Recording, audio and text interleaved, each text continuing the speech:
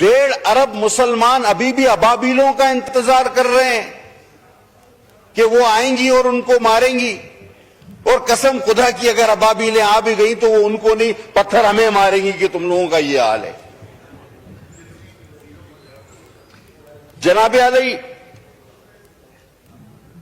بات کی کشمیر اور فلسطین کی، اور میں ہرگز یہ نہیں کہوں گا کہ میں ٹوٹلی جو ہے نان پولیٹیکل رہوں، میں کلیئر بتا رہا ہوں کہ جو فیکٹس ہوں گے میں ان پہ بات کروں گا، پھر وہ چاہے آپ کو پولیٹیکل لگے چاہے آپ کو نان پولیٹیکل لگے۔ دل و جان سے ہم چاہتے ہیں اور سمجھتے ہیں، بخدا میں کلمہ پڑھ کے کہہ سکتا ہوں کہ مجھے ہمیشہ یہ خیال آتا ہے کہ ہم گناہگار تو ویسے ہی روز قیامت مارے جائیں گے، اللہ معاف کرنے والا ہے، لیکن اس گناہ سے، اس سے کیسے معافی مانگیں گے جو ہم روز ٹی وی پہ دیکھ رہے ہیں؟ اس کا کیا جواب ہمارے پاس ہوگا؟ کیا معافی ملے گی؟ یہ ہر روز ہر وقت خیال آتا ہے، لیکن ایک بے بسی ہے، ایک بے حسی ہے۔ آج آپ کو صاحبزادہ صاحب اس ایوان کی تاریخ بھی آپ کو میں بتا دوں۔ 3 بار ایک ایسی چیز ہوئی ہے کہ جس کی مثال کبھی ملتی نہیں۔ وہ کون سی 3 ایسی چیزیں ہیں؟ سر، ایک اس ہاؤس میں اسرائیل کے حق میں تقریر ہوئی ہے اور کہا گیا کہ اسے تسلیم کرو۔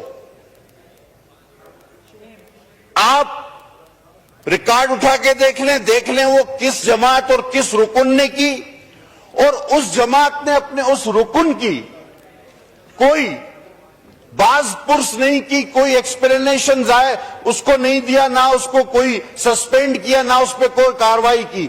That means that was matter of policy۔ اس ہاؤس میں آپ کہیں گے کہ وہ کون؟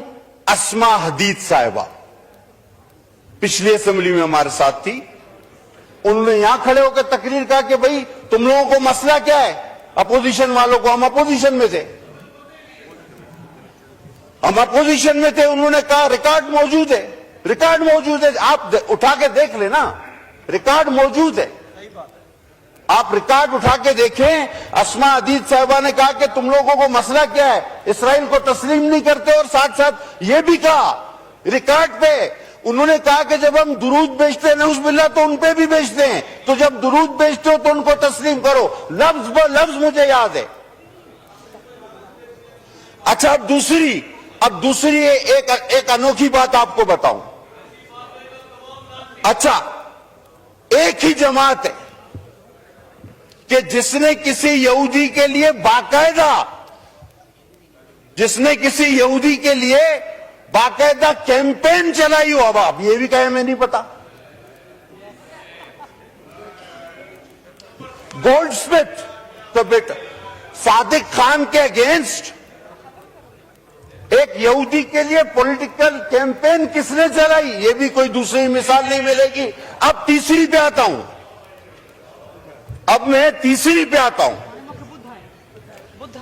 بھٹو صاحب جب گرفتار ہوئے تو پوری اسلامی دنیا کے سربراہ انہیں مانگ رہے تھے اور کہہ رہے تھے اس کو پھانسی مت دینا، یاسر عرفات سمیت۔ اور ایک انوکھی بات ہے کہ آج اسرائیل اور امریکہ، اور خاص کر اسرائیل کے لیجسلیٹر پاکستان میں کسی کی رہائی کا مطالبہ کرتے ہیں۔ یہ بھی ہمیں پہلے کبھی ہوتے ہوئے نہیں دیکھا۔ اب آپ بتائیں کہ یہ تینوں انوکھے واقعات، کیا آپ نے، اب بھٹو صاحب کو تو ساری اسلامی دنیا مانگ رہی تھی، ان کو پھانسی ہو گئی، اب کسی اور کو صرف اسرائیل مانگ رہا ہے، تو میرے خیال میں وہ جس طرح کے حالات ہے تو چھوڑا کے بھی لے جائے گا۔ اور سر، تھوڑی دیر پہلے ہمارے اس طرف چیف وپ صاحب تھے، انہوں نے اسپیکر صاحب سے بھی کہا اب بات تو صرف اسرائیل پہ کرنی چاہیے تھی، تو پھر وہ نکل گئے کہ جی نہیں ہم نے قرارداد جمع کرائی تھی۔ سر یہ اتنی بے حسی کیسے ہو سکتی کہ میں اس روز چیخ چیخ کے کہہ رہا تھا کہ میرے بھائی میری بات سن لو، تھوڑی دیر کے لیے نعرے مت لگاؤ، یہ پاکستان کی بقا کا مسئلہ ہے۔ نہیں سنی گئی بات، اور ہمارے اراکین نے وہاں جا کے تھوڑیاں پکڑی کہ یار تھوڑی دیر تو بیٹھ جاؤ، نعرے ہمیشہ لگا لیتے ہو۔ کہ نہیں رہا کرو، یہ کرو وہ کرو۔ کہ بھائی وہ بھی تو یہی کینال کا مسئلہ تھا۔ اب آپ کہتے ہو نہیں پہلے ہم نے تو اسی دن جمع کرائی، 40 لوگوں نے حکومت اور اپوزیشن سے اس پہ بحث کی، آپ نے نعرے لگائے، بائیکاٹ کیا، اب کہتے ہو نہیں پہلے ہم۔ آپ کا تو پیچھے سے پہلا نمبر ہے، آگے سے نہیں۔ اب جناب آ جائیں، آگے چلے۔ اس دن بات ہوئی جس کا میں جواب دینا چاہتا تھا، آج جواب اس لیے دے پا رہا ہوں کیونکہ اس کے بعد سے ہاؤس ہی نہیں چلا، کورم پوائنٹ آؤٹ ہوتے رہے۔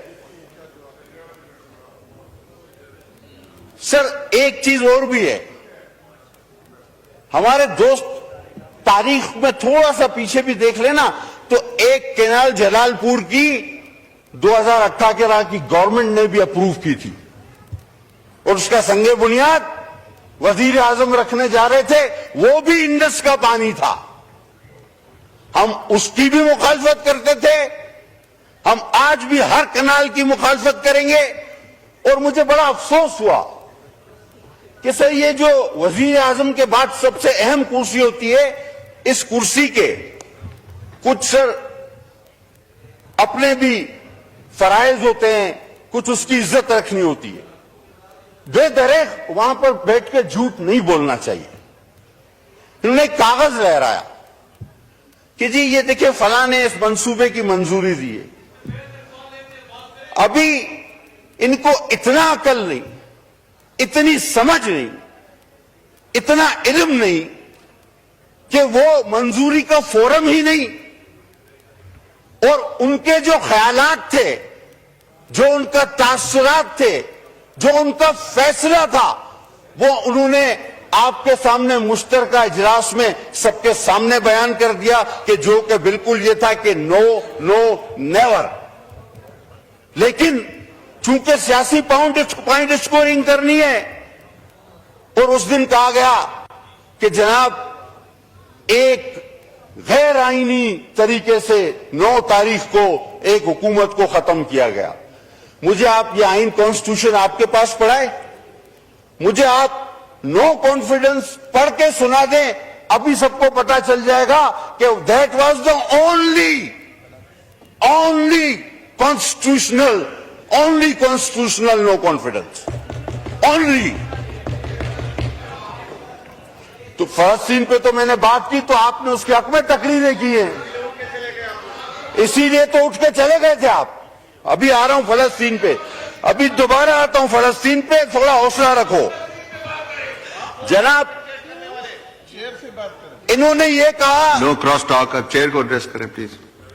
سر اب ان کا دوائی کا ٹائم ہو گیا تو میں کیا کروں۔ سر بات یہ ہے کہ جس دن سلامتی کونسل کی میٹنگ ہو رہی تھی تو رائے فرار اختیار کی گئی۔ اب اس کی اصل وجہ کیا تھی میں اس پہ بھی آتا ہوں۔ لوگوں نے کہا جی اس کو نہیں بلایا، اس کو نہیں بلایا، اس کو نہیں بلایا، یہ بات نہیں تھی۔ بات اصل میں یہ تھی کہ جس طرح کی تقاریر وہاں سے ہوتی ہیں تو وہ تو یہاں خود آ کے بیٹھے ہوئے تھے، تو اس کے سامنے کون بات کرے گا؟ اس کے سامنے ہمت ہی نہیں تھی بات کرنے کی۔ وہ جو یہاں بیٹھے تھے 3 لوگ، ان کے سامنے ہمت نہیں تھی۔ رات تک آپس میں یہ ہوتا رہا کہ تم بولو، بعد میں کہا جاتے ہی نہیں، بائیکاٹ کا بہانہ بنا لیتے ہیں، اس کے سامنے بات کون کرے گا؟ ان کے سامنے تو ہمت ہی نہیں۔ اب پیٹھ پیچھے بات جتنی چاہے کرا لو۔ وہ موجود تھے تو آپ بات کرتے نا کہ جی یہ ڈی چوک پہ بھی نہیں آنے دیتے, یہ رات کو اٹھا لیتے ہیں, یہ ڈالوں میں لے جاتے ہیں. وہ موجود تھے, ہمت نہیں تھی نا, مان لو ہمت نہیں تھی. اور کہا جی کہ باجوہ کے ذریعے آپ نے جو ہے وہ ایک قرارداد, یار آپ نے تو حاضری بھی کرنل کے ذریعے لگوائی ہے سیوان میں. نہ کر سکتا ہے کوئی قسم کھائے گا میرا بھائی, کوئی درود پڑے گا کہ یہ بات غلط ہے؟ یا تو حاضری بھی کرنل کے ذریعے, کورم بھی کرنل کے ذریعے, بجٹ بھی کرنل کے ذریعے, اس پہ بھی تو درود پڑے, قسم کھائے نا آپ. اور پھر کہا گیا اچکزئی صاحب کے لیے اور اختر مینگل کے لیے کہ جی دیکھیں ان کے ساتھ بڑا ظلم. تو کیا پی ڈی ایم کا حصہ نہیں تھے اچکزئی صاحب اور مینگل صاحب؟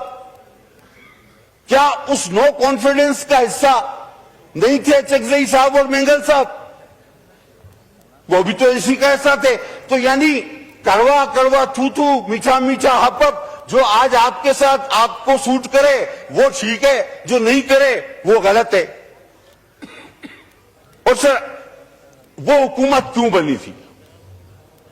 وہ جو تقریر تھی فلسطین کی, that was a policy statement, ورنہ اس پہ بہت بڑا ریئیکشن آنا چاہیے تھا. 4-5 کام ہونے تھے اس حکومت میں جس میں ہمیں اللہ نے بچا لیا. 2 تو ہو گئے. اب صاحبزادہ صاحب نے کہا فلسطین اور کشمیر میں توجہ چاہوں گا آپ کی. کشمیر کب گیا مجھے بتائیں؟ That was a agenda. لایا ہی اس لیے گیا تھا, آئے ہی اسی لیے تھے, آر ٹی ایس بند ہی اسی لیے ہوئے تھے.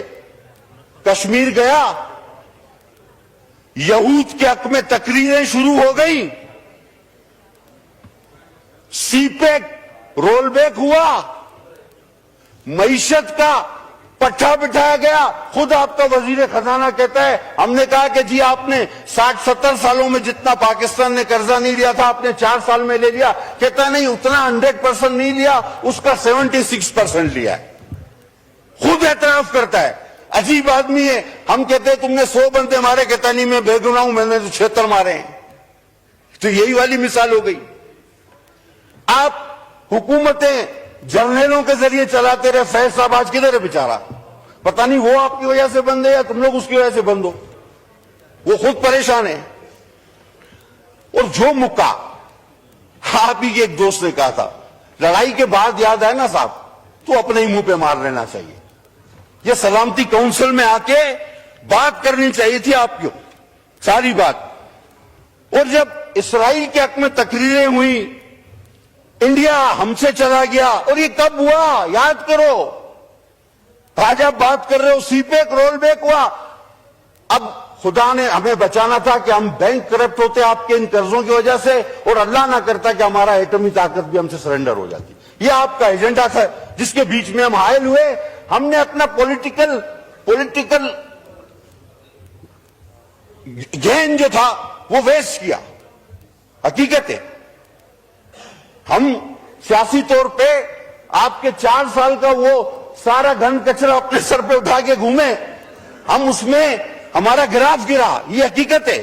لیکن ہم نہ کرتے تو آپ انڈیا دے چکے تھے, اسرائیل کے حق میں تقریریں آپ کر چکے تھے, سی پیک آپ رول بیک کر چکے تھے, باقی رہ گیا تھا ایٹم بم اور ایک آدھ ایجنڈا آپ کا اور ٹائم فش.